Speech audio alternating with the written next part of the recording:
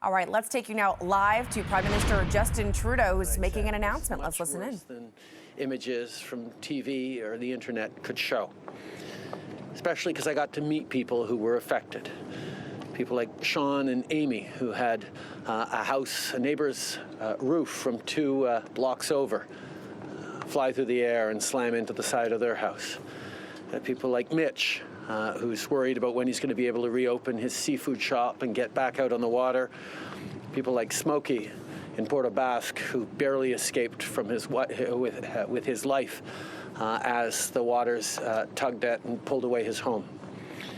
Hearing their stories, understanding just how devastating this storm was and continues to be for the many tens of thousands of people without power still. There's still a lot of work to do. The Canadian Armed Forces are continuing to provide support. We deployed troops within a week to the communities that required help.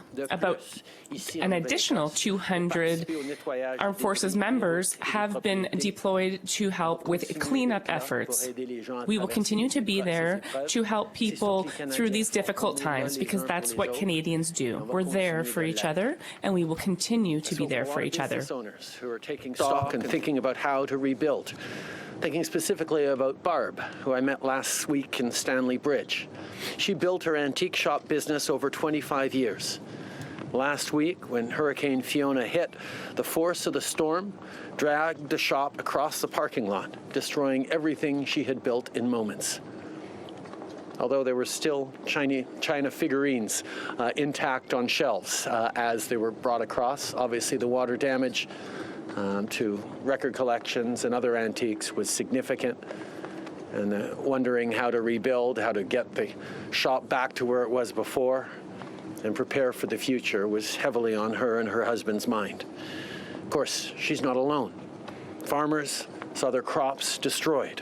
Fishing communities across the region have seen boats damaged and gear lost, and wharves and harbors significantly affected. There are countless businesses in the region that are, even as they clean up, wondering how they're going to be able to rebuild. And so today, the federal government is announcing the new $300 million Hurricane Fiona Recovery Fund.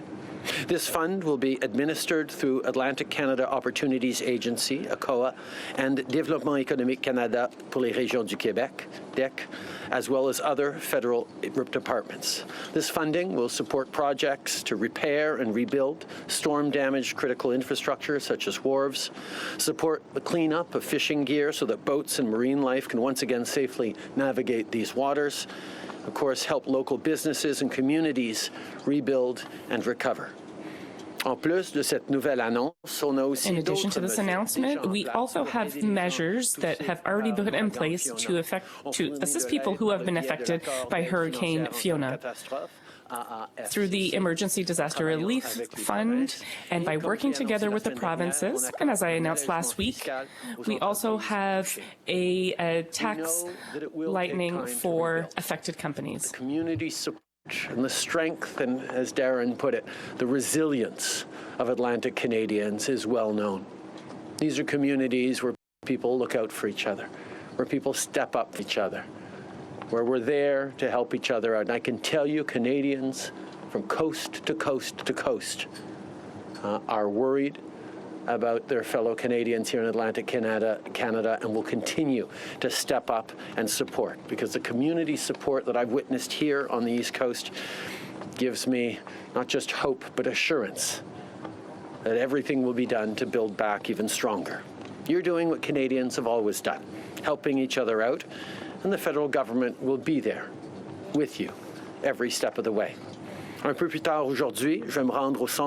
today, I will be going to the Hurricane Forecast Center to see what they do, to see how they communicate with emergency services. A key part of saving lives during this devastating storm, and the work that the folks at Environment Canada and the Canadian Hurricane Service Centre continue to do is going to be more and more important in the coming years.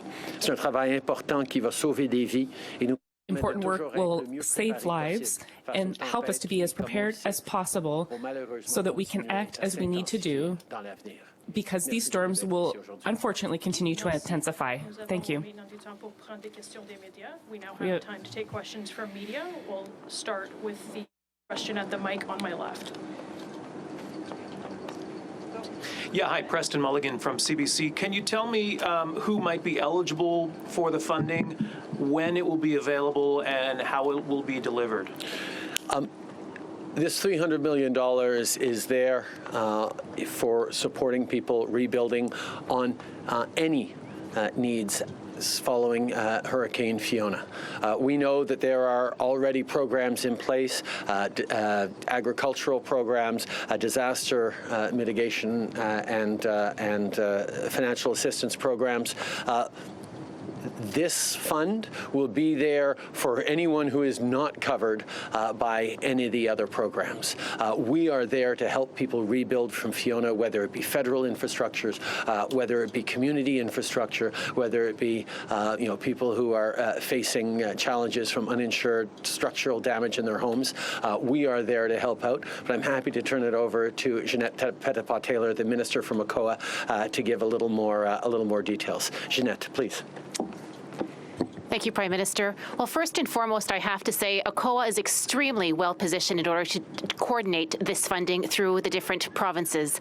ACOA has certainly many points of entry, service center points where we you've been listening live to Prime Minister and Justin Trudeau in Nova Scotia announcing what the federal government is going to do to support people in Atlantic Canada as they begin their recovery from post-tropical storm Fiona.